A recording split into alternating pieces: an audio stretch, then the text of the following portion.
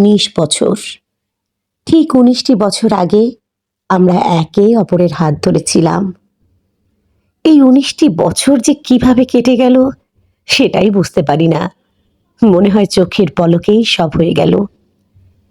যখন কল্পনা করি তখন মনে হয় এই তো সেই দিনের কথা। সেদিনই তো আমরা বিয়ে করলাম। অথচ এর মধ্যে আমাদের 2টি সন্তান হয়ে গেল। এই 19 বছরে কি পাইনি আর কি ছিল না তার হিসেব কিন্তু এখন করি না। কারণ এই 19টি বছরে মান, অভিমান, ঝগড়া, অশান্তি, রাগারাগি কত কিছুই না ছিল। কিন্তু তারপরেও একটা জিনিস কিন্তু কমতি ছিল না। হ্যাঁ, ঠিক ধরেছেন, ভালোবাসা। পাড়া প্রতিবেশীরা ঝগড়া শব্দ শুনেছে, ভাই বোনেরা দেখেছে আমাদের মান অভিমান, ওদের সামনে চিল্লাচিল্লি। কিন্তু তার পরের অংশটা কিন্তু কেউ দেখেনি।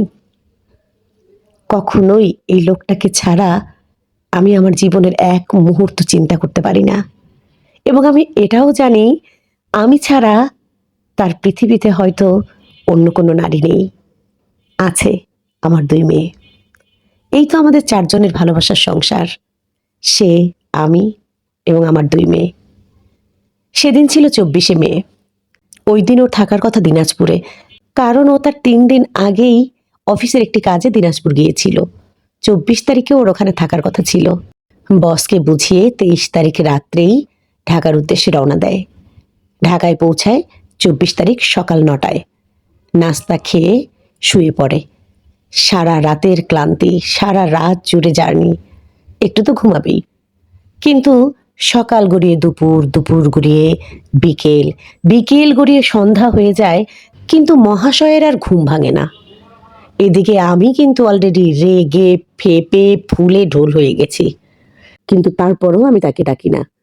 সন্ধ্যার দিকে নিজেকে আর একটু সামলাতে পারলাম না। অবশ্য তরি গিয়েছিল তখন সকালের দিকে ওর এক বান্ধবীর জন্মদিনে। এইদিকে তরির উপরেও মেজাজ গরম, বাসায় ফিরে না। ফোন দিয়ে ওকেও বেশি কথা বলি। ও আমার ঝাড়ি শুনে 2 মিনিটের মধ্যে বাসায় এসে হাজির। সন্ধ্যার দিকে বাসায় আসে। ভেবেছিল হয়তো ওর উপরে আমি রেগে আছি, কিন্তু ঘরে ঢুকে দেখলো অন্য পরিস্থিতি। ওকে বললাম, মাথা আছড়া, চল বাইরে যাব। ছোট মেয়েকে এবং বড় মেয়েকে নিয়ে বাইরের উদ্দেশ্যে রওনা দিলাম। এর মধ্যে মহাশয় আমাদের ঠুংঠাং আমার চিল্লাচিল্লি শুনে উঠে গেছে, উঠে বসে আছেন। আমি শুধু বড় মেয়েকে বললাম, তাকে জিজ্ঞাসা কর আমাদের সাথে যাবে কিনা। বড় মেয়ে জিজ্ঞাসা করলো, তুমি কি আমাদের সাথে যাবে? সে বলল, কোথায় যাব? আর কিছু বললাম না, বড় মেয়েকে এক ঝাটকায় টান দিয়ে ওকে নিয়ে চলে গেলাম। এর মধ্যে সে জানে আমরা কোথায় যেতে পারি। খুঁজতে খুঁজতে ঠিকই আমাদের খুঁজে বের করলো এবং সেখানে গিয়ে দেখলো আমি তো ফুলে পেঁপে আছি। আসলে কষ্টটা হচ্ছিল যে রাত হয়ে গেল, এখন প্রায় 9:30 বাজে, অথচ সে এখনো একটু আগে ঘুম থেকে উঠছে। তাহলে বাসায় আসলো কেন? মহাশয় আমার কিন্তু অভিমানটা ঠিকই বুঝতে পারছে এবং সে তখন আমাকে বলল, চলো তোমাকে একটা জামা কিনে দিই। আমি বললাম, না, আমি গতকাল কিনেছি। আমি ম্যাচিং করে তার জন্য এবং আমার জন্য আমি পার্পল কালারের, তার জন্য একটা শার্ট, আমার জন্য একটা জামা কিনেছিলাম। সে তবু একটু জোরাজোরি করলো, ঈদের সময় চলো একটা জামা কিনি। আমি বুঝতে পারছি যে সে আমার মান ভাঙানোর চেষ্টা করতেছে। তা কেনাকাটা করতে কেনা ভালোবাসে, আর কেনাকাটা করলে কিন্তু মহিলাদের একটু মন ভালোই হয়ে যায়, সে হোক না কম টাকার। তো যা হোক, আমি এক শপিং মলের মধ্যেই ছিলাম এবং সে সেখান থেকে আমাকে একটা জামা কিনে দেয়। জামাটা কিনে মনটা একটু ভালো হলো, যাকে, এবং তার সাথেও হাসি খুশিভাবে কথা বলছি। শপিং মল থেকে বের হয়েই দেখি একদম ঝড়ো হাওয়া, একদম চারিদিকে বাতাস। বললাম, চলো চলো তাড়াতাড়ি যাইস। তখনও বললো যে না, চলো বাইরে ডিনার করবো। তো না না, বাইরে ডিনার করবো না। আমি বলছি যে বাসায় মাংস কষানো আছে, একটু আলু দিয়ে একটু ঝোল দিয়ে রান্না করলেই হবে, একটু পোলাও করবো। সে বললো, না, তোমাকে রান্না করতে হবে না, চলো বাইরে ডিনার করবো, কাচ্চি ভাই অথবা অন্য কোথাও যাই। কিন্তু ঝোড়ো হাওয়াটা এত জোরে বইতে লাগলো, ভয় পেয়ে গেলাম।